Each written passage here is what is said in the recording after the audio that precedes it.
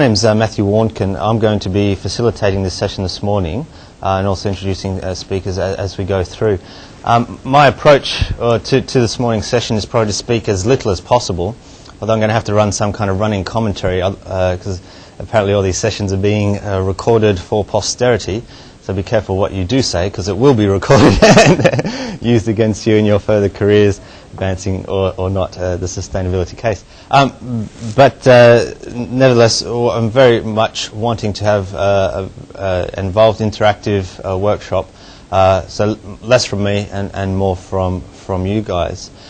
So look, with that in mind, I was just wondering if we could get people to briefly introduce themselves, if you wouldn't mind saying where you're from, what you'd like to get out or what interests you about sort of greening the supply chain, and then also maybe a favourite sporting or leisure activities, just so we can get a flavour of who's in the audience.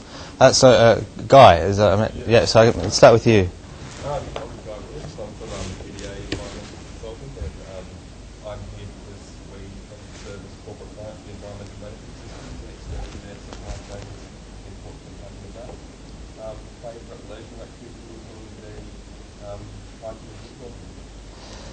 Now, you also excuse me because I'll have to do a repeat for, as I said, for posterity. So and also it helps to make sure I get everyone's names right. So it's Guy Williams from TDA, keen bushwalker and hiker. Yes. Tom Berry from the Institute for Sustainable Futures. Yep. I guess I'm here today I'm actually interested specifically in tools, techniques you can use with the supply chain, how it actually functions, on the ground with examples, and challenges faced in doing it. Yep. And favourite leisure activity probably be skiing. Right, so Tom Berry from ISF, looking for tools, technologies and challenges, and a keen skier. Oh, not looking for challenges, maybe looking to overcome challenges. So, yes.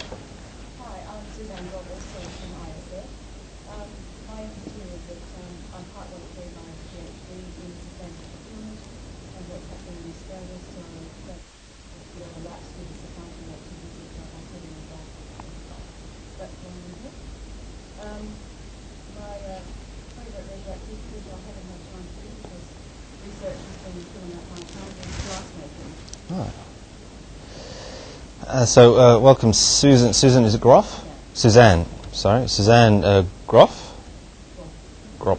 All right. From ISF, who's completing a PhD on sustainable procurement, and a glass maker of note. Vases, drinking glassware. All right. Some more architectural type bits of work. Very interesting. In the front row. Jason Lewis from Organic Pareto, who distributes organic and healthy environmental products, and just looking to really see how we can affect our supply chain. And as a favourite pastime and energy Right. So we've got also Jason Lewis from Organic Trader, who's obviously a very important part of the food supply chain in getting better nutrition into us. He's looking at his supply chain and a guitar player of note. So if we're having a jam, we'll have to go out and busk for our lunch this afternoon. I'll tie you up, Jason. Imelda.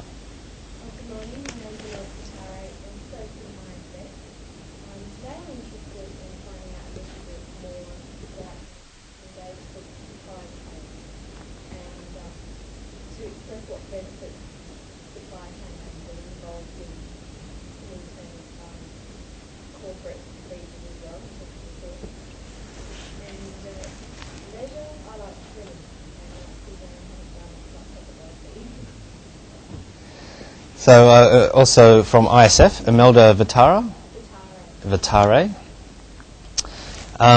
who's interested in looking at engaging the supply chain and I guess being able to describe the business case or what benefits there are for that supply chain. A swimmer, and what seems to be the theme emerging is that this work-life balance is just non-existent. Rude. Hello, my name is Rick Kampner. I'm in the chemical engineering department. We're working with group for complex systems and sustainability. And in there I'm doing a PhD on industrial networks and how to create sustainable industrial networks. And the main focus is what behavioral aspects of organizations, what kind of effect it has on whether or not you can create such a sustainable network. So what are all the different cognitive and social aspects which play a role in whether or not this is a set of relationships and how they can increase sustainability. Yep. Leather, yeah, leather. I like to play soccer or football, like that right now. And also my keen cyclist. Keen cyclist. Okay, so welcome. It's Ruud Kempner from the University of Sydney, who's also completing a PhD. It's good the Brains Trust is here. We've got all these PhD students. I'll have to do no work this morning, which I'm glad to see. So you're looking at natural networks, especially behavioural aspects. So nature's model for business. Yeah, it's about Industrial networks. Aspects of life. Yeah. So you can create better skills between organizations, but will they establish those relationships? Yes or no, that depends on different kind of social aspects such as trust and things like that. Yeah. How could you try to create business strategies or policies to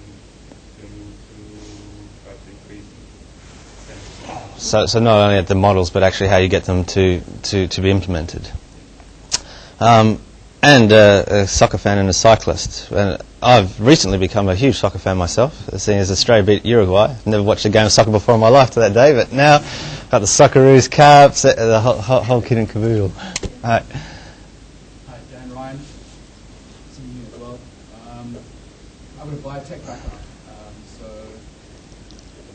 I'd like to bring that sort of influence to the table and see how kind of my field can affect green the supply chain. I guess I'm a keen fisherman. Keen fisherman. So welcome Dan Ryan from University of Sydney, biotech researcher by background, and looking to see what can be brought from that discipline into these issues related to sustainability and supply chain. And a fisherman. So you do any fishing in Sydney? You go out ocean fishing, or you just... All right. So serious type of dive in after the shark when you've got one on to beat it over the club. Excellent. Jessica. My name is Jessica Beck, also from the University of Sydney, part of the research group on systems and sustainability. The focus of my PhD lies more on the creation of or integration of industrial networks. So this would involve integration of materials between different supply chains.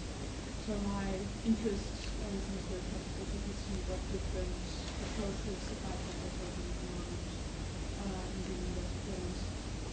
And those activities, swimming, going to the gym, and otherwise not much time for other things.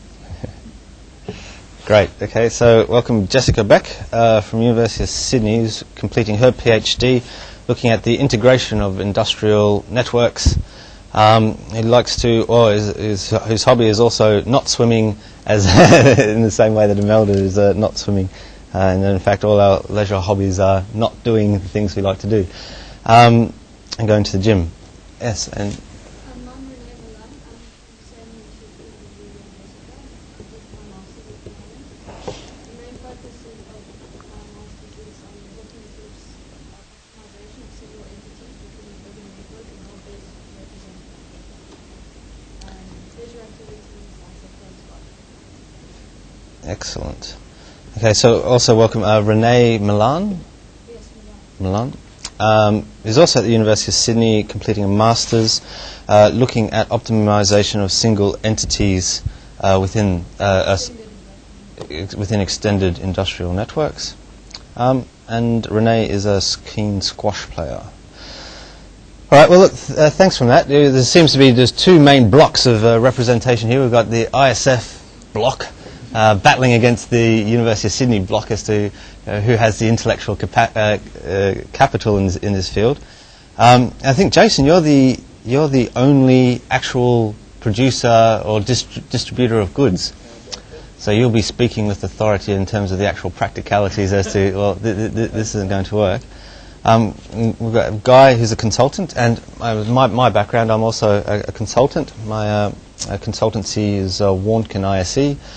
We tend to look at business development, so we get involved in the pre-feasibility and feasibility assessments of new business or new projects with an environmental slant, typically recycling, bioenergy, energy from waste, those types of projects, and looking at various aspects related to operations, the marketing and the financing of those projects. I'm also a director of a company called Wise Briefing Notes. This is the 20-second plug. And there's just some briefing notes, essentially 4-page briefing notes on issues related to sustainability. So I've brought in, I think, 4 topics that may be of interest. They're just up the back next to the water. Now, I'd probably list myself as, apart from a recently converted soccer fan, I'm also a keen cyclist. And seeing as I get to hog the stage, I blow my own trumpet and completed the Melbourne Bay in a Day ride, which I don't know if anyone knows about. You've got the Bay of Phillip in Melbourne, which is some 210 kilometres to ride around. So then I was thinking, well, it was a pretty good achievement to sort of get around that in a day. So I found out that San Francisco also has a Bay in a Day ride, but theirs is 240 miles. and again, you've only got one day to go. So back to the training circuit for me. All right, well then, just in terms of today, really all I'm going to do is just to give a very brief introduction of supply chain, which I think everyone here is probably well aware of the sort of components and elements. I'm going to contrast that against a value chain. We might have a bit of discussion as to whether that is a useful distinction or not. And then we'll go into a supply value chain mapping exercise. We've got 2 sort of stations set up. Or just sort of brainstorm as to what are all those elements and start to map them out and sort of group them. And from that, we want to look at what those impacts from those elements are with regard to, say, environmental impact, and I'll contrast that with regard to sustainability impact. I've got a few. We'll spend some time then in closing looking at some of the toolkits or some of the approaches to influencing supply and value chain management. And then I do also want to use this group as a test case for a tool I've been developing. That's going to be my doctoral thesis. So it's like I'll be joining part-time joining the ranks of those busy beavers trying to pull out something. But it'll be, so I do ask for your forgiveness in advance. So I've got this opportunity for a knowledgeable group of people, so I want to actually test to see whether this has any value or benefit. And that will basically round us out. But this, again, I emphasise that this is basically your session. So if there's, if we're straying too far in one field or there's some burning topics that we need to convey, we'll make sure we'll get to them. Now, I think everyone aware in terms of housekeeping where the toilets are. Well, they're out the back and across the room. And in an oversight, I'm not aware of where the fire exits are. There's one behind me. Very good. So in case of emergency, stampede past me. This session is due to go to 10 o'clock, I believe, and at which time we'll be having morning tea, which will be served in here. So before we get started, any sort of questions or comments or burning issues?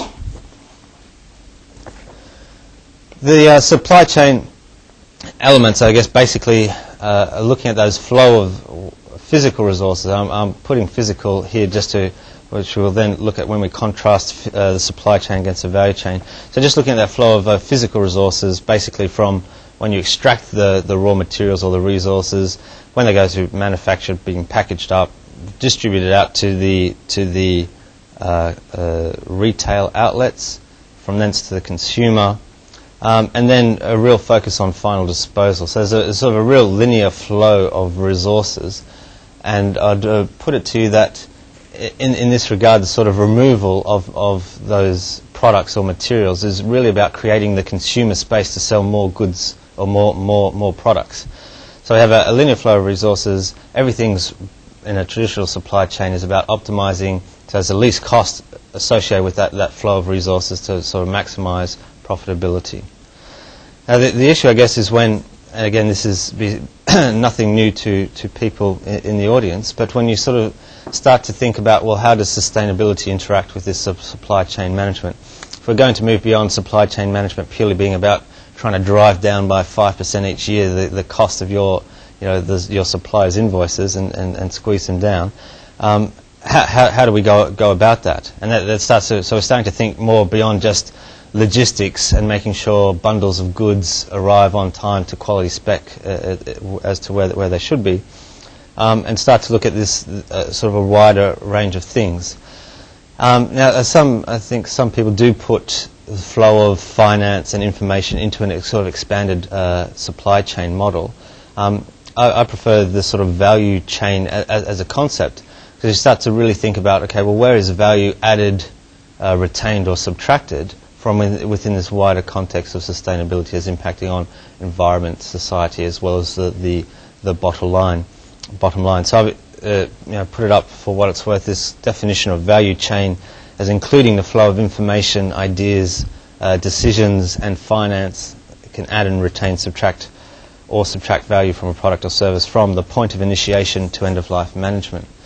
The other thing too, which was when we sort of break out and start to discuss these types of issues, is this whole justification of activity. I think in traditional business management there's like this implicit assumption, or sometimes an explicit assumption, that business has the right to make money regardless of the product it sells. Obviously there's some exhortation to operate within the law, but it seems to me part of the challenge that sustainability faces is how is this product actually going to be beneficial to society? And it becomes a bit of a curly one, because obviously how do you measure that, or how do you start to make those decisions, or who decides? But some classic cases as to I'm sure looking at, say, organic food, and we know that the case for organic food in terms of better quality, better health, better nutrition, as opposed to buying a black fizzy sugar-filled liquid with no nutritional value, with our increasing rates of obesity and juvenile onset diabetes, etc. Now, it seems you could mount a case against one and for another in terms of a beneficial product and from a justification of activity, and are these the types of activities that we want to be wanting to support? So I'll put that up there in terms of trying to build some of that discussion. But really, that's all I wanted to do in terms of a formal sort of presentation. We've got this idea of supply chain as a flow of physical resources, value chain as being the flow of not only the physical products and resources, but also finance, ideas, building into the whole design element, and a sort of much wider sphere of coverage. So what I want to do is to use that as a starting point. I've got some post-it notes here. If we wouldn't mind breaking up into two groups, and if we could try and mix the ISFers and the UCIDers, so that we don't want to have ISF versus UCID. I'll give everyone a post-it note. So the idea is we want to do a supply chain mapping exercise. So basically how it's going to run, so just spend 5 or 10 minutes in groups just chatting through general discussion, and then have a brainstorm decision, so you get one supply or value chain element per post-it note per person. So you just sit there and jot as many of them down as you can. Then we've got these 2 bits of butcher's paper up here. So I'll just put those post-its onto the butcher's paper, and then as a group start to move them as to how you think they're best to organise them in terms of a logical sequential, and then start to group in terms of describing those elements on the post-it note, and then under those groupings we'll start to describe as to what kind of impacts from an environmental or sustainability context, what are the problems and what are the challenges. So does that seem reasonably clear enough? How are the things we've got on the post-it notes different to what was? Well, that's just a generic type thing. Like now we're getting to the nuts and bolts. So what we might also do is contrast and maybe have a retail group and a manufacturing group. And we're starting to try and drive down into things like where does as a moot point the whole industrial relations fit, or hiring policies, supply, procurement, actual nuts and bolts of transportation, choice of transportation, to try and get down to a bit more detail in terms of identifying what those actual box elements are, and then to see because I think we can improve on that in terms of describing what that is. So the exercise is try and get, I guess, the knowledge from within the room out and put it on the board, and then we can really start to talk about what people are thinking. Or we could just go down. Well, it's too early to go to the pub. We could just go down to the cafe. So Jason, if you see that guy.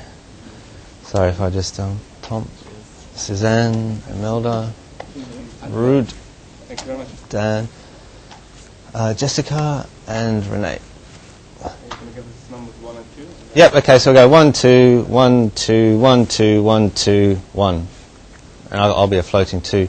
So I have the 1s up the back, the 2s here, and the 1s can be a manufacturer, and the 2s can look at things from a retail issue. Okay, so if I guess we'll join into groups.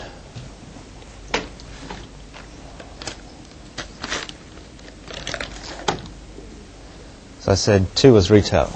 So this is a retail. And you might want to just grab a chair too and just move it around, because it could be a bit difficult, I think, to write on post-its on standing up. So this is manufacturing.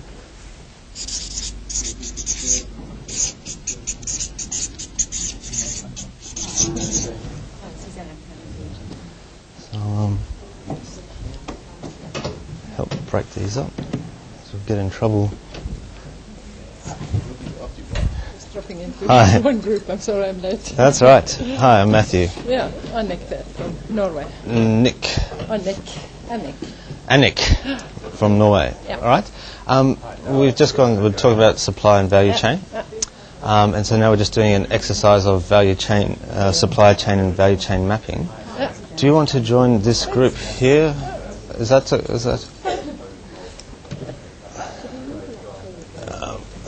So if I could introduce, introduce Anek from Norway, who had a bit too much of a good time at the conference last night. Hi, I'm Tom.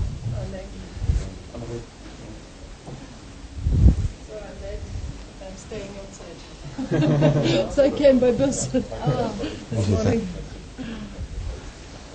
Yeah, so just for your benefit, Anek, we're just having some general chatting about issues related to supply and value chain, and then a brainstorm session where everyone will write down, some of the key elements that they see in that, and then we're going to try and map them onto the butcher's paper and then look at impacts and as the point of discussion to go forward. Great. And I'll be roving around. Sorry, I'm surreptitiously adding some of mine. I just put composite materials and packaging, because I think Coles is a great example, although we shouldn't be mentioning names. They've got organic products, albeit a small section, but they're so overly packaged, and they've got it's just wrapped up in the polyethylene film with a some kind of polystyrene bottom. Yeah, so it's just bizarre. When I last looked, which was probably a couple of years ago, just getting anything other than these laminated films, packaging is just, there's nothing, no real alternatives. Yeah. And even like, I'd love to know someone, but even like paper, if you want to put dried product and keep it fresh, like, the only options that we could find is to put plastic films to protect them. One of the largest breakthroughs for young entrepreneurs in South African art is the two books were chemists. They developed paper that holds grapes and it keeps them from ripening for months. That's like perfect. And they've made literally millions just of that. I mean, it's paper, you can reuse it N times. and it keeps,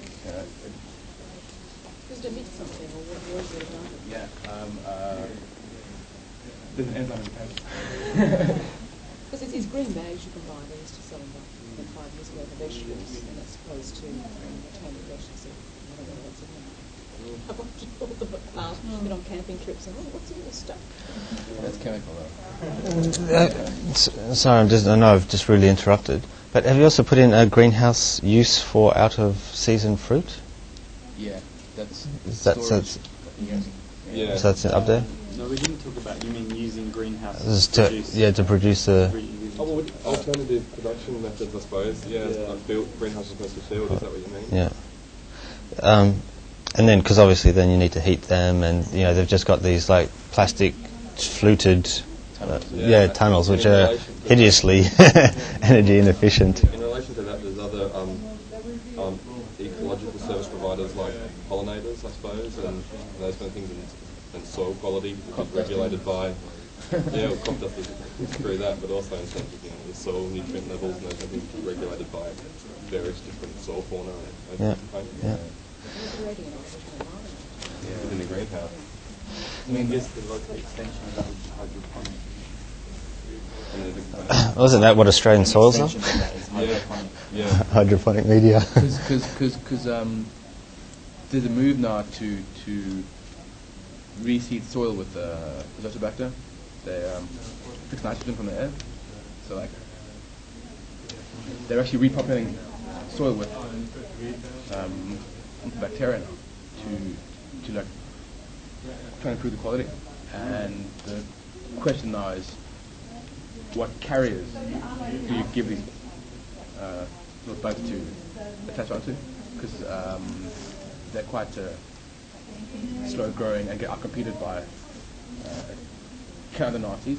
So yeah, I mean, like there's this whole GMO thing, but now it's resupplying the soil with the nutrients which were taken out previously. Yeah. So natural flora. Is GMO up there? Well, I guess then you also have the whole issue with how much do you actually want to manipulate the plants in the environment so that you can grow stuff locally rather than importing it or just not having it available for part of the year. Yes. All right. Okay. Is it grown cheaper and more environmentally sound overseas? Do we weigh the food miles of that? So importing rice from Asia might just be, it's a long distance, but it might be better than spending to here. I suppose that raises the whole thing in terms of the cultural component of the farmer and how easy it is or hard it is to actually change practices and change crops. If like it's via media or government or regulation, they can recommend that it's probably best if you're not growing what you're growing here. Yeah. Is there actually a possibility for them, I suppose, culturally and also physically to actually change practices easily? Is that accommodated? So just on that point, and putting on my hat as whip cracker, if we could start to group those, because what we're especially looking at is where the main impacts and priorities, and then building on that, what those levers for change. Like, is it a cultural thing? Is it something that's regulatory driven? Yeah. Is it a market-based approach, or is it and start to put some solutions? Because if we crack this, we can solve the world's problems and be home in time for tea. So if we have, start to sort of maybe group it, and then, because we're probably in about 9:10, I want to then have a spokesperson from this group just to talk through that, and then we'll combine the groups and just go through those, looking specifically at those main sections, the impacts and suggested or levers for change. Cool.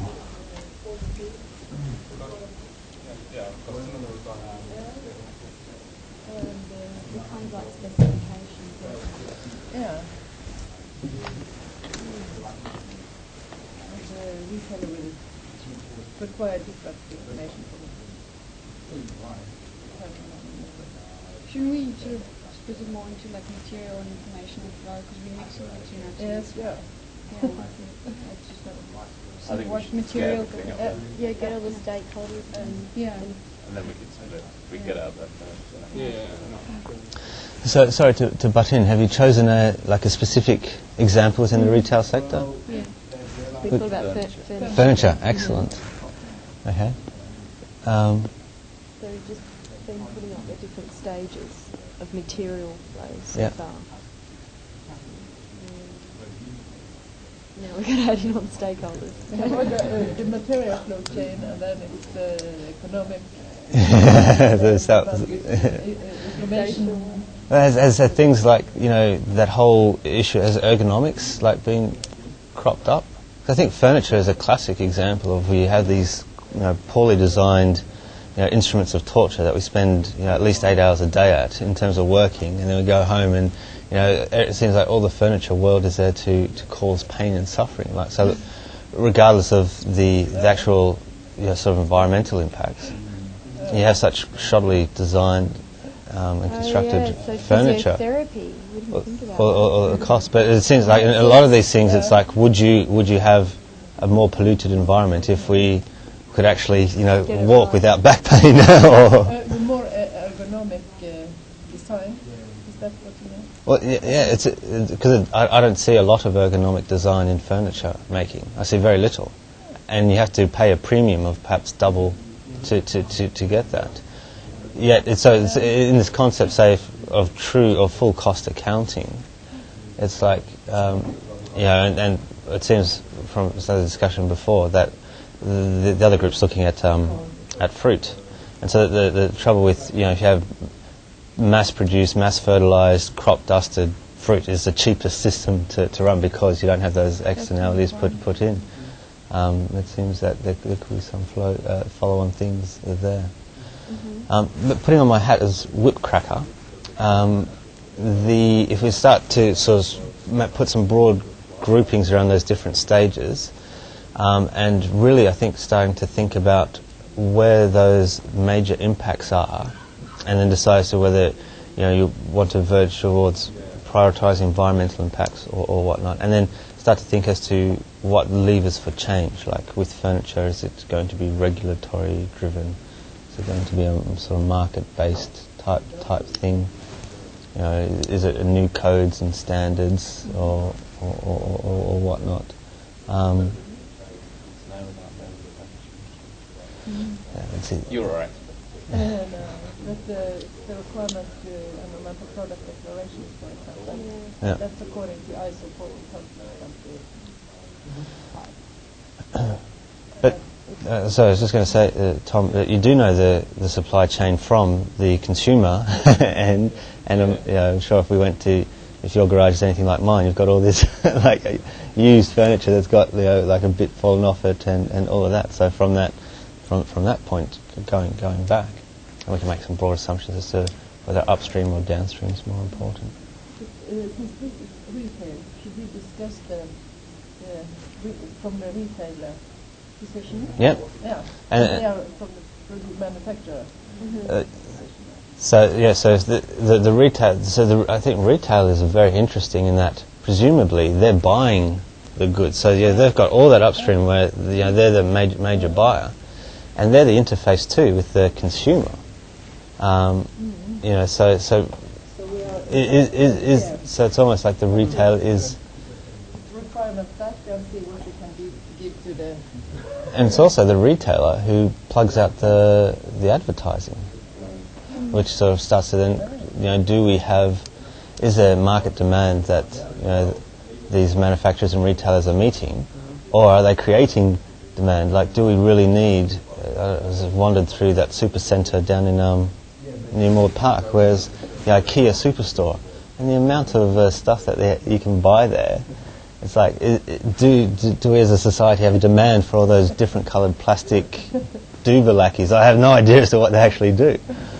Or is that something that's by virtue of their space that they occupy and their reach, is something that they sort of shift or There are all articulate? different kinds of psychological elements to that as well. Like if you're a customer and like IKEA gives you the opportunity to buy a couch that looks actually pretty nice, and it won't last for like 30 years, but it looks nice and you can like have visitors in and you feel more happy about having a couch there, which looks pretty okay. Yeah.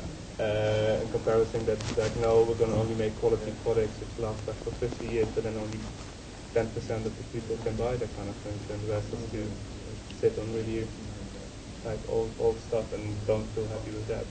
So there is also like a like a So, trade-off between like the benefits for the customer itself in terms of feeling happy and of being able to buy like a nice couch, and then the environmental impact of that. And on the other hand, it's not like, okay, you can reduce this environmental impact, make quality products, but then only 10% of the people can have the convenience of having proper furniture. So kind of let the people buy their, good-looking furniture that only lasts a couple of years. The customer requirements really. It depends also where in society you fall. If you're young, you're going to go for the cheaper option. I mean, it depends which market they're catering for. I mean, I don't think IKEA is catering for like the bigger sort of market they're in. Yeah. Yeah. If you to be able to compare the different furnitures against each other, you have to have like a functional unit on it, like a seating solution, and you can sit on this, for example, for 10 years. That's what we have been discussing in this project production. Yeah. So be able to compare it, you have to say, okay, this is a seating solution for one person for 10 years. And that's the environmental impact. This is the cost. Yeah, but is that really then the functional unit? Is it like the amount of years you can sit on a chair? Or is the functional unit the happiness you create for the customer? No, this is only the seating solution, because what is the function of a chair, for example? It's to sit on it. Yeah, of course, you can have a Object d'art yes, of chair. for example, for a meeting room. So you have to divide it into different groups, and we have been grouping it to chairs for a meeting room, for example, and then the function is to use it in a meeting or conference, and you can use it for 10 years. But I mean, if you were looking at home requirements, the functional unit would be different. Yes. Uniformity of product. Why do we want to have a uniform? But they're probably having measures or something. Yeah. Because you can't always compare and use the same requirements or the same aspects to compare. You need different functional units depending on who your end Yes. user is Yeah. and where. Yeah. So we have also been looking at reclining chairs, for example, and have another function. Functional unit. Yeah. So. All right. Well, if I could give someone the pen. There you are, Melda. You can be the whip cracker now. But so we want to try and just group some of those where it seems there's some logical elements within that chain, and then what we're really talking about is the impacts, and to prioritise some of those impacts and how we could go about changing them. Tom, do you have the time? Okay, so we've got about 10 minutes where we want to start to sort of be able to report back. Because what we'll do is we'll get a spokesperson from this group, sort of run that through from the retail side, then we'll flip and look at the sort of what the manufacturing guys have come up with, and then we'll see whether there's sort of broad intersections and solutions. After solving the problems of the world, we'll be home in time for tea and toast. What we might do is go over to see from the manufacturing side first, then we'll come back to here and talk through this one. And so we've got the two examples. One's the manufacturing. They're looking at a manufacturing of fruit, which I think is a very good example. And then the retail example is looking at retail furniture. So we'll hand over to Guy. Guy, you're going to run us through the manufacturing supply chain. So I guess just to give a summary of and actually what I should do for posterity is I'll see whether we can just pass this over, see whether it will work. I think if that just goes on your somewhere. No. Just hold that or chuck in the pocket. Great. All right.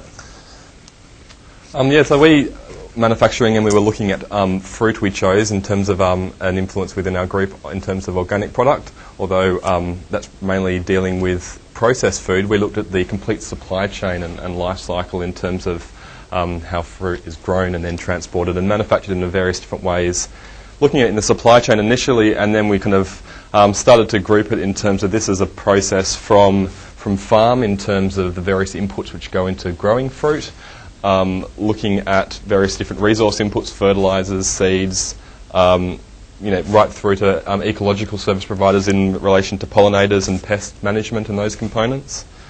And then moving through the process from transportation of that product, issues related to that, looking at storage, packaging and processing of the food in terms of either going as raw product or as processed food, and then going through to the consumer and retail and retail of that product. So I suppose in terms of the issues that we were kind of looking at was we were raising a whole range of ideas in terms of the supply chain, but coming up with, realised that we were throwing in a lot of value components into that process in the same kind of concept with fruit. So we kind of started to look at issues in terms of the production, in terms of the resources and the regulation of those resources that go into farming, and also concepts in terms of the changing why farmers choose certain products. And the ability for them to be able to change products if it is deemed to be a more sustainable or efficient process. Also transport in terms of the proximity of the grower to the supplier. And then in terms of, there's a large labour component which we were discussing as well, in terms of labour, the type of labour which is involved in the production of fruit, pickers and their kind of like labour contract relationships and the security of that labour force, and also labour in terms of the production, the transport component. And also, I suppose, in terms of fruit, the issue that we were looking at mainly in terms of value adding and changing was kind of the concept of the consumer, how fruit, how it's kind of marketed to them, and also how they're made aware of the supply chain and of the value chain involved in producing fruit. So I suppose in terms here we just got a whole lot of concepts in terms of the consumer process, in terms of both regulation drivers and also consumer drivers. Regulation drivers which extends throughout this whole process, as I was saying, in terms of why a farmer farms a certain product, access to irrigation and pest management and those kind of components, through to how it's transported, alternative fuel sources or alternative transportation measures. And regulation, a big one we're discussing in terms of organic fruit being certification and branding of that product, how a consumer knows that a product that he's choosing, understanding the supply chain involved in that product, and also being able to make informed decisions if they're wanting to make an informed decision, or whether they're just looking for a cheap product, whether they're looking for a high quality product, whether they're specifically looking for an organic product, making them informed. And I suppose a big one in terms of manufacturing sector and also in terms of fruit and organics is consumer drivers and regulation drivers in terms of dispelling the myth that environmentally friendly or organic product is expensive. So obviously traditionally there's been that perception, and how within both the retail area and also in the consumer how this myth could be dispelled. Firstly, I suppose it is actually ensuring that it is cheaper, or there are cheaper options in terms of organic product, and then also kind of communicating that to the consumer. And then we were also looking at this certification and branding issue is a big one in terms of the involvement of the consumer and regulations in terms of understanding or having some kind of we were discussing the concept in terms of within the organic industry anyway, there's a whole range of different certifying bodies. And so there's any kind of like consumer momentum towards informing these consumers may not be communicated on a holistic level kind of thing for both organics and non-organics. And then also we were kind of looking at the concept of, I suppose, in relation to transport and also in relation to consumer demands in terms of the locality of the product, buying Australian made in terms of fruit.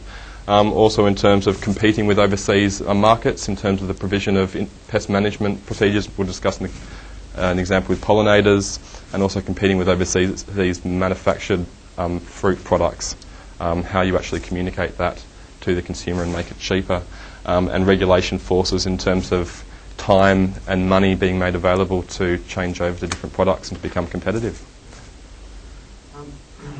Brilliant. Where do you think the major impacts are, like in terms of, is there one particular stage where it's actually critical to sort of reducing impact? I suppose Like, is it we can't. is it the on-farm. On-farm.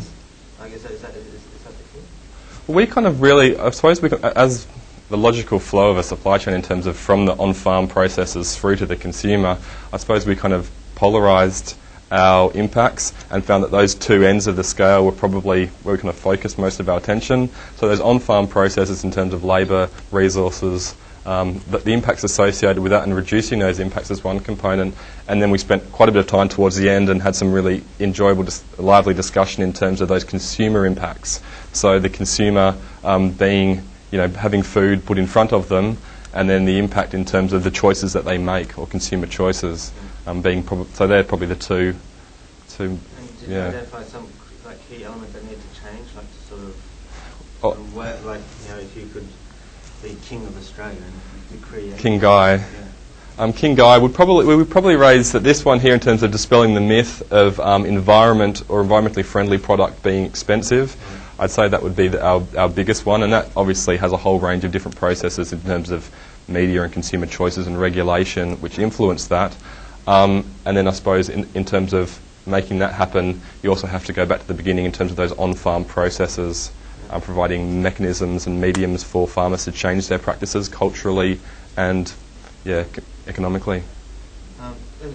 Just as a general question, do people think that environmentally damaging products should be more expensive than, say, those products with less impact? I know. Yeah. Now, where never should will we agree as to what in should an be? ideal world, the cost to the environment, I think, should be included in the cost to the consumer, but I don't see that happening for a while, at least in Australia.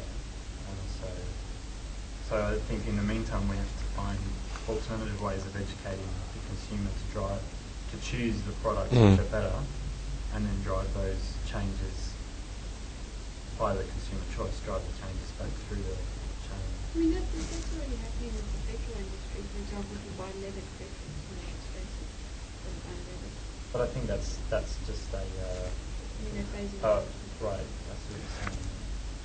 Yeah, and I think that with petrol, I suppose it's we kind of look at the consumer being the like everyday people who run family cars and those kind of things being the consumers. But I suppose in Australia, the big one with petrol is in relation to our manufacturing supply chain is Linfox and the big road trucks kind of thing. The decisions that they're making and making it more attractive for those guys to make changes. Interestingly, biodiesel, I think is when the oil price is very high, it's actually cheaper than conventional diesel. Yeah. So I'd be interested to know. I have heard that the people making the biodiesel in Australia were getting a lot of interest from trucking companies simply because of the price. But then it's the economic cost again driving what the consumer does, not the consumer making the conscious choice to Yeah. follow the environment and the product. I guess in terms of consumer education, they need to realize that fruit and veg is seasonal. So if you're buying non-seasonal fruit, it's come from somewhere, normally overseas. Okay, so the cost is more there, and and this constant hunt for the perfect apple. Yeah. That isn't reality. I mean, that's been manufactured. So. But so is the idea of what's a perfect apple. Yeah, of course. That's Looks green, shiny. May not taste great. but looks Snow right. White in the 70s. I think one of the main things here in manufacturing of fruit and vegetables is the transport, actually, in terms of environmental impact. Like a tomato, which costs 5 cents, and transport comes from from Queensland or something like that. So Or from Thailand. Thailand. Yeah, or from Thailand. So And I suppose there's a transport concept in terms of the consumer hunting out a product kind of thing as well, in terms of them having to go further away, or those products coming to them. So going to their local market, the local organic, weekend market kind of thing, where the farmers come to them and sell their products directly, as opposed to going and buying it pre-wrapped in Coles or Woolies. I mean, that's one of the major issues, just that the consumer is by now completely disconnected from where their produce actually comes from. Yeah. Just saying Coles is like for the organic, the apples and the common ones. What's the difference as opposed to this one looks better than that one kind of thing? Just as a general thing, has anyone noticed a similarity between large shopping shops like Coles and Woolworths and casinos? I don't know if it's just me or just as looking at Right, yeah. There's no carpet on the wall. Hard to get No out. carpet on the walls, yeah. You can't get free drinks. No jackpot. But you do your flybys. Yeah. It's like there's a competition. Fuel Yeah. stuff. You get the, so. And I I don't know. heard with supermarkets that the lights are made quite brightly, and so you can have your shopping experience at night, but you still feel like you're in the day. Okay. So yeah, it's like There's all these psychological undertones. it's 24-hour Coles when you go there at I've been there at 2 in the morning when I was back in my uni days kind of thing, and it's just other people just like you wandering around looking for something. The living dead. All right. Well, let's just go across now. Thank you for that, guys. No problem. Well done. That was very good. Let's go and look at the retail, and if we swap, who's going to be presenting that now? So, Imelda, if you wouldn't mind us hot wiring you, we just need to attach that somewhere on your. Like that? Yeah. Is that okay? Handy pocket, or I'd you might need to. probably hold it. Yeah. Okay. So we're looking at retail, and within retail we were looking at the furniture side of things.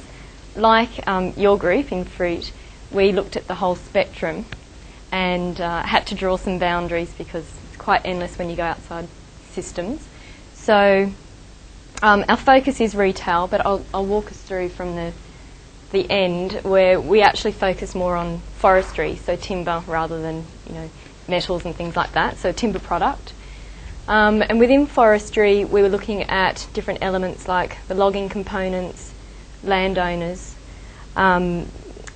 labour, and different, law, things like legislation, labour and transport tended to run the full length of the spectrum. So we ended up putting it right at the end, but it's actually in every component stage along the way. So once you've actually harvested the product, you then transport that across, and of course there's all the transport issues that your group came up with as well, associated with labour conditions and fuel use and actual infrastructure to do with road damage and things like that. There's different types of transport, of course, because we live in a global in the world, so we've got ports and we've got roads, and then of course that gets shipped or trucked across to a more local market. So that then goes to a processing area. So you've got your timber going to processing, and there you've got operational issues to do with planning and scheduling and things like that, and different technology options which also have their associated impact on pollution and labour involvement as well. The next stage, of course, goes back to transport. So the material then goes on to a distribution house, and that's where we look at things like assembly and starting to look at marketing features and things like that as well. So after distribution, we end up at the retail end, and this is where we then started to focus more on the issues. With retail, we were looking at customer focus, and the main things that we started to look at in terms of priority were to do with this end market, and that is the target audience. So we ended up splitting that actually into a business front and a customer front because we felt that they had different functional needs and probably different marketing as well. So from a customer point of view, typically you're looking for something that is cheap and attractive, and probably from a business point of view, like in these types of conference environments, you're looking for a certain other type of functionality, whether it's sort of concertina doors or high back chairs or whatever they might be. So within those breakdowns, you actually end up covering the same areas in terms of looking at the product, and the areas are typically the ones you drew out, which is to do with legislation or regulatory change. And in Europe, we were being informed that there are things like product declaration statements that are being made, which are quite progressive, and that actually looks at the whole of the supply chain. Not so much a statement of what could be improved, but more a statement of this is what the life cycle of this product is. So that's a customer awareness thing, and we think that's pretty important. Marketing incentives, we had a bit of a juicy discussion on marketing and whether that's driven by consumer or the designer, and we feel it's both, actually. So those kinds of marketing incentives could also be targeted by both the consumer end and a design end. And then, of course, the whole broad end of it is the customer awareness and education. So, what do I want to buy as a product? And does the fact that wood is treated matter to me, or does the fact that it's $20 matter to me? So, it's those kinds of things, and of course, that's affected by all different things like media and the marketing material that comes out of manufacturers, marketing material that might come from NGOs and things like that.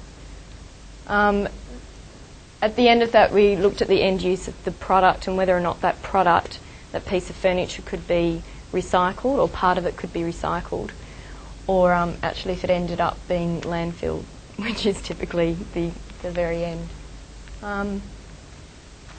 One other aspect that we looked at was the health impacts of chairs, and actually Matt came in and popped in the term ergonomics, and then we also thought about things like sick building syndrome, so VOs coming off upholsteries and things like that. And I think, correct me if I'm wrong, group, did I capture everything? And so where do you think like the key impacts are sort of arising? Well, from a retail point of view in the furniture, I think the key impact was really to do probably with a combination of these things, but perhaps more legislation. Right. And actually forcing some change or some look at the product. We also said something like the impact of supply chain depends on the end user. So if you build furniture for a private home, then there can be different kind of impacts throughout the supply chains, and you look at furniture for a business or something like that. So if you want to say, okay, what is the biggest impact, you first have to see, okay, exactly where does your product go to, and then depending on that you can specify what the impacts are, and then you can use different kind of combinations of instruments to try to solve those impacts. It's interesting. So it starts to bring on this whole dichotomy between consumer or the market demand, but then also it's the retailer or the manufacturer or the product designer who's actually supplying that product. And as to who's driving who, or who's setting the specification. For example, you could say, okay, now normally it's like hardwood use at the beginning, so that's the highest environmental impact. But if you think about it, hardwood is maybe a very high environmental impact if it's used in customer products, but it's a less environmental impact if it's used for products in business or something like that. So you can't really say, okay, this I'm going to change in the supply chain, and then I'll reduce the overall impact. It depends on exactly where the product is being used. And some elements, of course, can be improved throughout the whole spectrum of customer end users. I think furniture is a classic one, because when you start to look at material selection, and I think you brought up the whole question of treatment. I mean, in Australia we've got hardwoods, which are naturally durable timbers, no pesticide resistant. Yet, for some reason, there is a reason, so I shouldn't believe it, but the whole debate as to native forests. But we don't use those timbers. Instead, we use these monoculture radiata pine or other slash pine, big pine that require treatment. And setting up these monocultures or vegetation. And I suppose also with that, in terms of where you're sourcing, whether it's overseas or here, and regulation, the ability to communicate or to enforce the treatment process, if it's kind of harvested and cut and treated over there, shipped over here, and then you're going to do it, then you can kind of take the control over it. And that's we actually were talking around the disconnect, I suppose, between this end of the spectrum and this end, and what the customer actually knows, and whether that might influence change. So we were talking about these product declaration statements, which sound like a pretty nifty way of actually including the whole spectrum for the customer. The industry is changing significantly. They've got the industry groups are all breaking up at the moment, and they're looking at a focus on sustainability in the furniture industry. I've got some acronym for the furniture industry, but there's another one. There's another one as well. It's quite interesting. I mean, a lot of it now is being industry driven. You didn't talk about industry driving themselves? Yeah, we had different drivers. Like it says, so some companies like like in terms of metals use metals without any chrome. Where does that come Where's from? that decision come from? Where does That's the decision come? internal. Is it the company itself? Is it those institutes? Is it institutional drivers? You have to know, or is it one front runner who like brings along all the other furniture companies as well? Like as having a good example to other companies. Another thing is that the company is company driven. If they have a well-known brand, for example, they're very interested to map all the impact, both on social impact and environmental impact during the entire life cycle, and use this in product generation to not lose or have a bad reputation, for example. Yes, so that's company driven. While we're talking on those drivers and coming back to perhaps we'll start the consumer end and we'll work back up.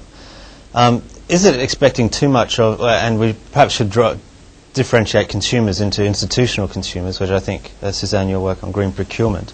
So we'll keep them to the side for the moment. But us individual punters, like already my brain's starting to hurt, having to understand, like you want to go to buy a piece of furniture and understand, say, the significance of a product declaration sheet, but at the same time, like then I go just do my fruit and veg shopping and I just like going, oh bloody hell.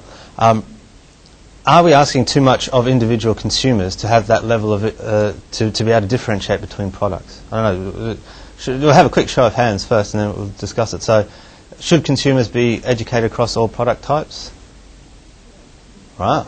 All right. So we've got. So there's two dissenters. One dissenter. How many things do you buy in a week? I know. You have to read a product statement of every single thing you buy per week. And most of the time you just eat tomatoes and you probably buy tomatoes. You don't care where it comes from. But you can facilitate that in a way that makes sense. You still have to make those choices with some level of information. It doesn't have to be an extensive product disclosure some level statement. of information. But yeah. I mean, No one's going to read product statements of every product they buy. No, but just when it's like, I don't know, Starbucks with their display where they get their coffee from. It's just that's in a single sentence. Yeah, but the coffee's crap, so it's regarded. It doesn't matter where they get it from. Organic soot. But I think the product declaration of product information is too complicated for the private consumer to understand it. Yeah. So there needs to be some very simple labels. I always think that if you kind of have your own kind of ethical or your own selection criteria when you go and buy a product, and you go into a shop and you shop around, say you want to buy some furniture, for example, and you care about the landowners or where it was from and street method and all that kind of thing, and you can't find it, do you not buy a table, for example? If there's no way of a product meeting your personal requirements, you kind of do without the product. It's the same thing as you're saying in terms of like buying tomatoes. If you can't find what you need, you kind of not put tomatoes in your pasta sauce kind of thing. The other thing is that you're going to look for a chair and you see this chair is environmentally friendly made, but the other chair is going to look nicer in your house. Different choice. It depends. I mean, I think a very small percentage of the population is actually distinctly driven by environmental impact and product information. Most people will think this will look nice. Yeah, that's true. It's education, isn't it? Yeah, but if you have to pay to get rid of it, and if it's more expensive to get rid of a nice looking chair, then it would be a higher cost for you. But the other thing is that the marketing geared up behind a lot of these organisations are enormous and have an enormous budget. And so if there was a slight shift, in terms of rather than marketing something just to sell a product, but also to market a good product and a good thing, sustainable. I mean, that's doable. They've got the budget to do that. So that takes both legislation and some consumer awareness to drive that as well, and these market incentives. And I suppose the concepts like ergonomics and sustainable design kind of thing have taken on the sustainability kind of concept quite a lot as well. In terms of designing things which look nice and will last, but also made from have a good supply chain process. Yeah. But at a premium, I think I was looking at office chairs to try and find an ergonomic office chair, and I found one which was quite good. I didn't know about the environmental supply, but it was like $2,500 for an office chair, which was fairly fairly expensive.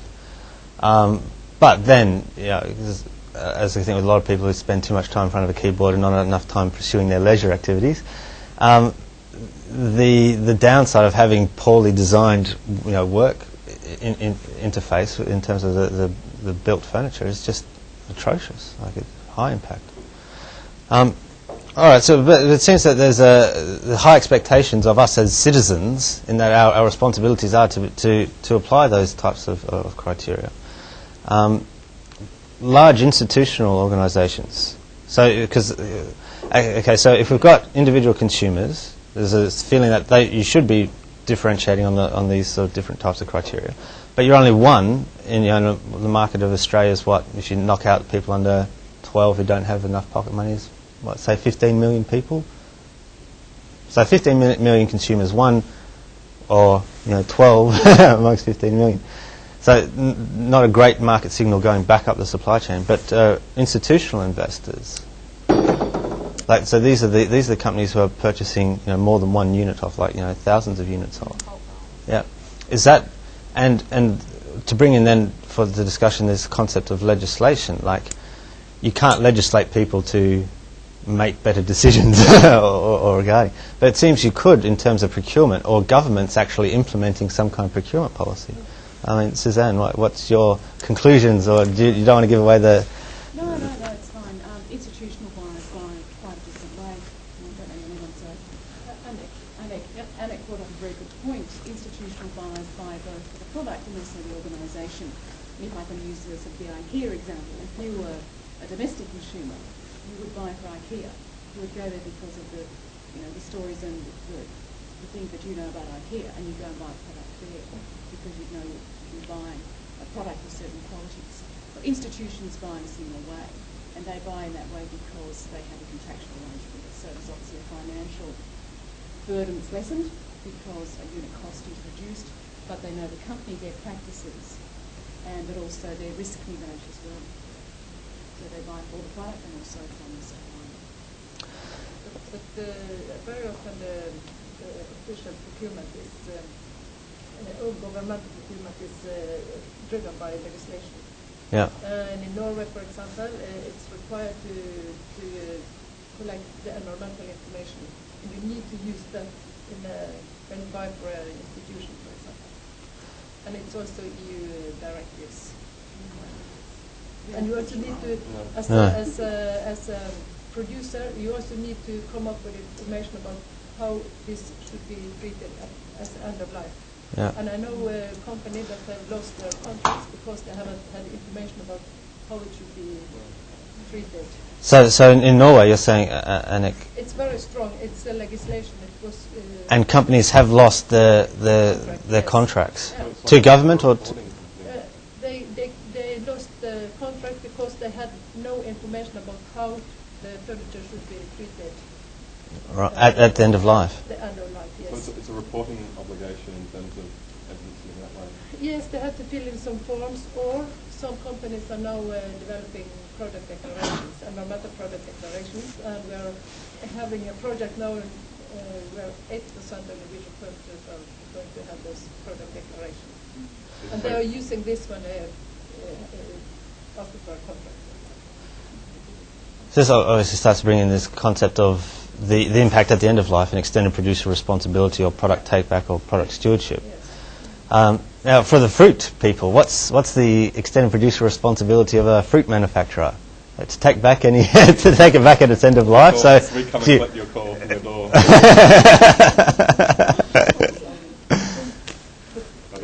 I'd like to give a comment on the fruit case or the use case, because if you go to a shop, for example, and you see the biodynamic use, for example, it's placed down there or very difficult to see, and you have the best places where you for the more traditional products. Yeah.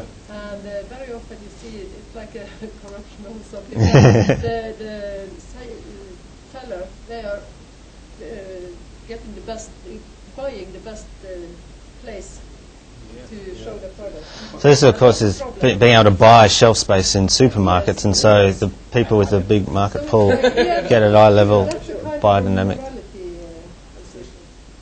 also in terms of your thing about kind of disposal of the product, you mentioned when you came into our group about the organic stuff being on the polystyrene tray wrapped in plastic more often than the other stuff.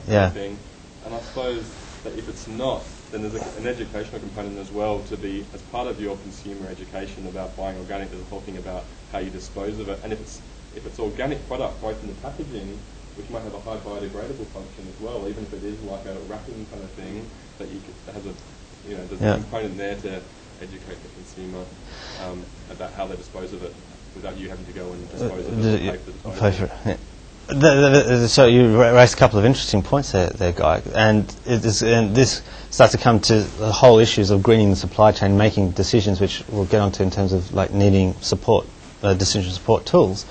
But what is better, to have organic produce on the shelf of, say, a large supermarket retailer like Coles, versus having this non-recyclable packaging associated with it? So you've got, you know, do we buy non-organic food with no packaging? And because I've got my green polyethylene bag, which, you know, there's even more of those being littered in the. But anyway, I won't go into the green polyethylene. But do we buy non-organic?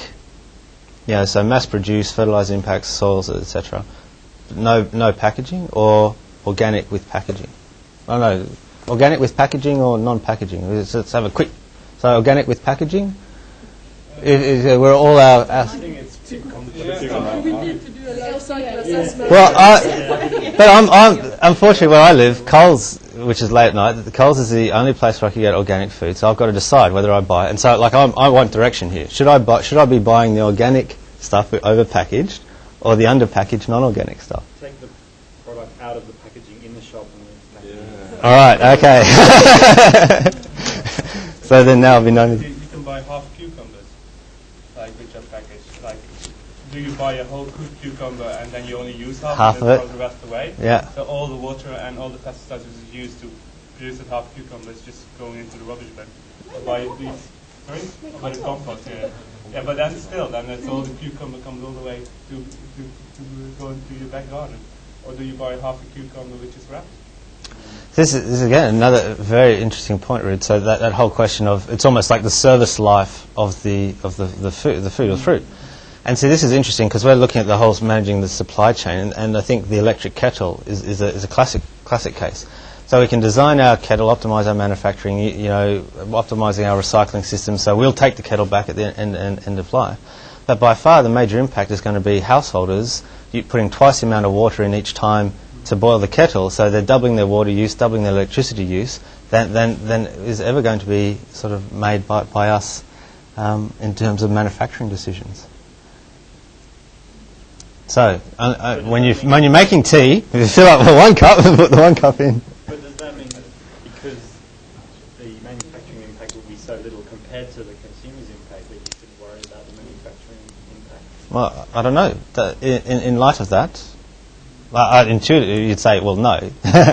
But you know, again, you start to tease back another layer and sort of say, well, what are we actually trying to achieve?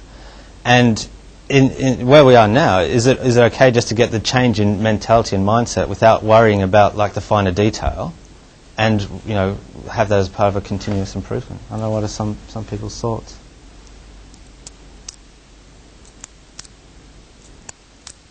I'll just go back to the. I'm going for package. It's, so if you walked into a shop and it wasn't packaged and there were fruit flies buzzing around it, would that put you off? Yeah. Would you then buy it? Well, you know, there hasn't been pesticide treated because the flies flying. All we think, that's rotten. And that's why it's packaged. Yeah. A lot of it.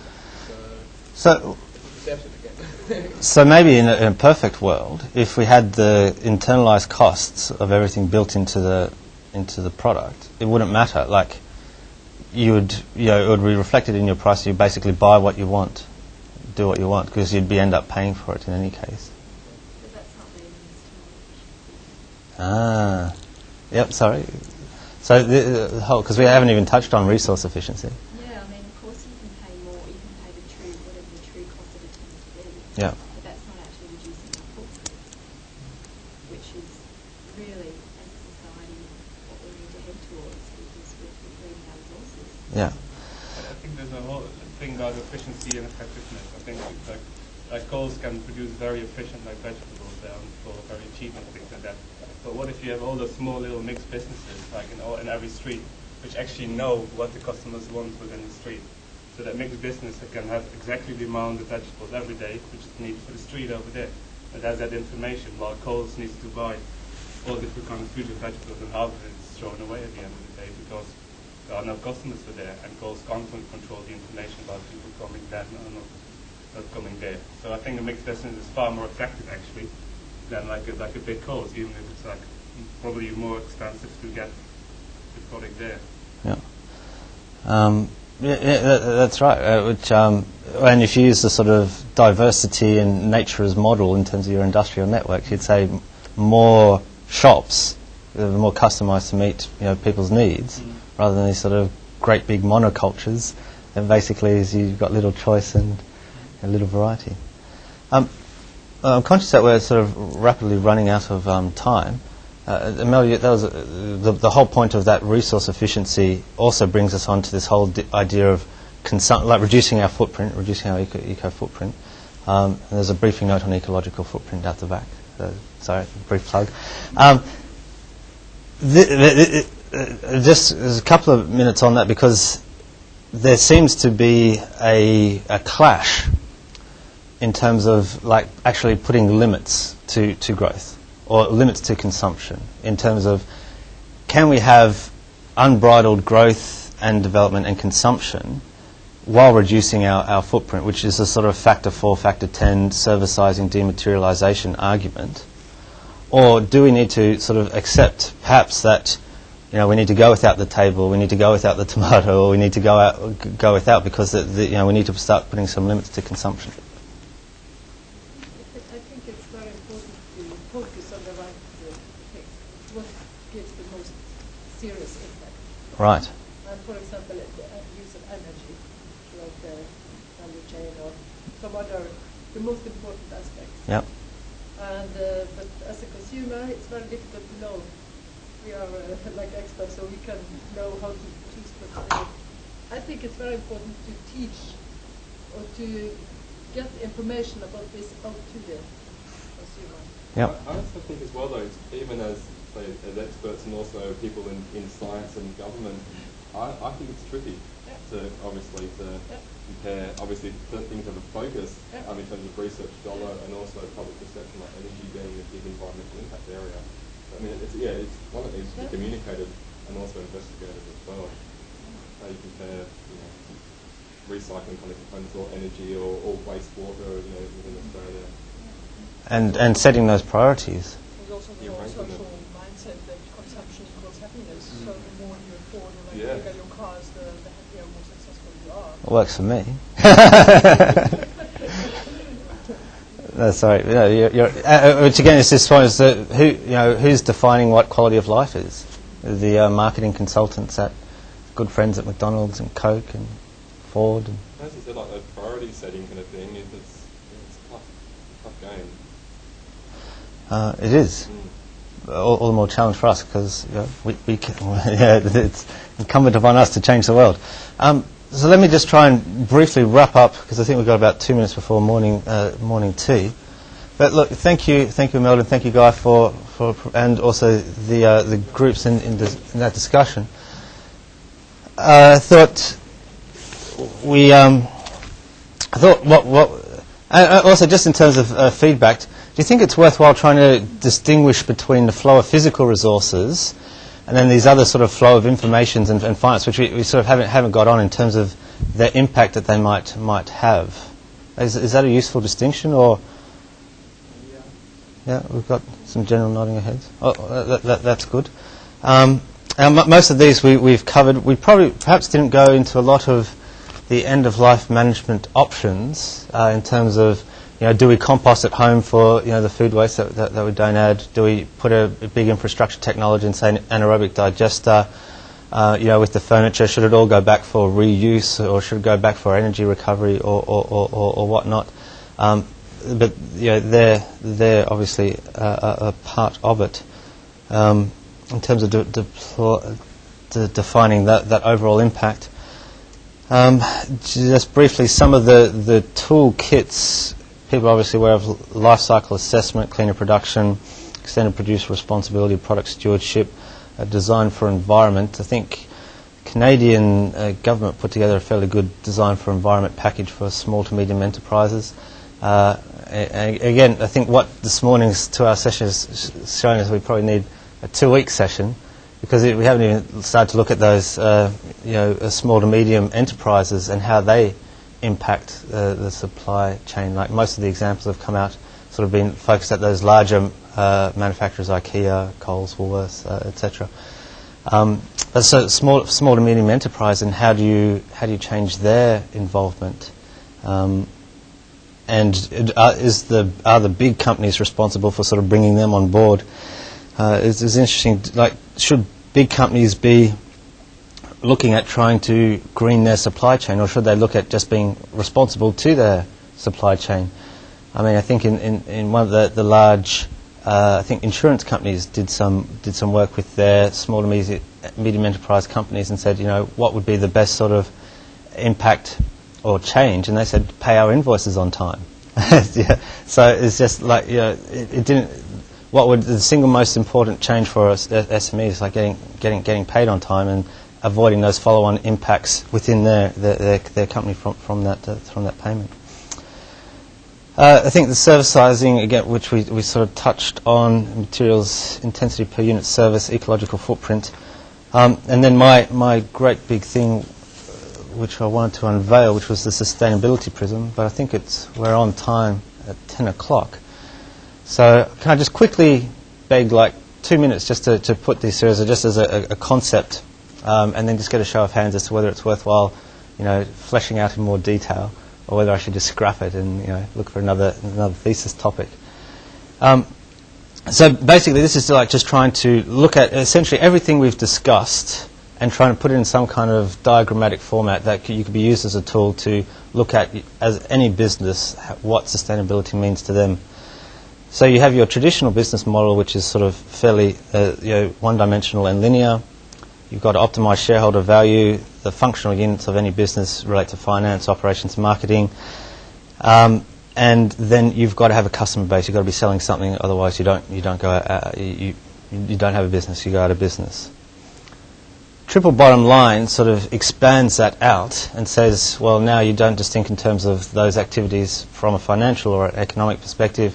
You now have to think of it in terms of also what's it doing in environment, so your operations environment, marketing environment, finance environment, and also from social aspects. So it sort of broadens the focus of a business, and it also introduces this thing of corporate governance as a key function for business activity. But essentially, you're still looking at optimizing shareholder value, and you still need to sell your products to customers. Then it seems to me that, like, if you want to try and encapsulate all of these things that we're talking about in terms of sustainability, an organisation really does need to have a raison d'etre.